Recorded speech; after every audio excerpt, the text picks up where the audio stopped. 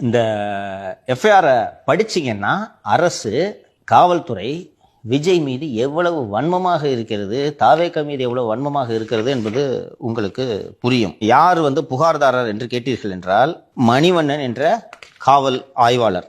அவர்தான் புகாரை எழுதுறாரு.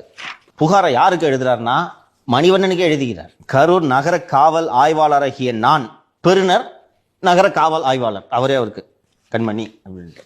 இந்த மாதிரி அனுமதி கேட்டாங்க நிகழ்ச்சிக்கு.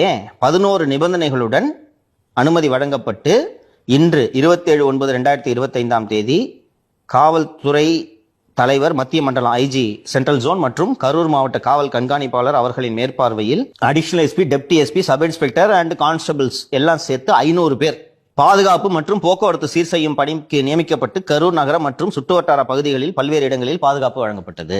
இந்நிலையில் காலை 9 மணிக்கு பல்வேறு தொலைக்காட்சிகளில் தமிழக மக்கள் கட்சி தலைவர், தமிழக வெற்றி கழக தலைவர்ல ஆமா சார், மக்கள் கட்சி தான் இருக்கு எஃப்ஐஆர்ல.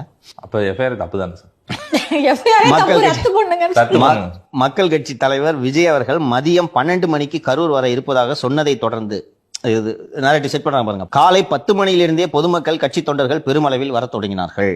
இதனால் வேலுச்சாமிபுரம் மெயின் ரோடு, கோவை சாலை, முனியப்பன் சாலை ஜங்ஷன், கோவை சாலை, திருக்காம்புலியூர், ரவுண்டானா, மதுரை, சேலம் பைபாஸ் ரோடு ஆகிய இடங்களில் கூட்டம் அதிக அளவில் வர தொடங்கினார்கள். கரூர் மாவட்ட செயலாளர் திரு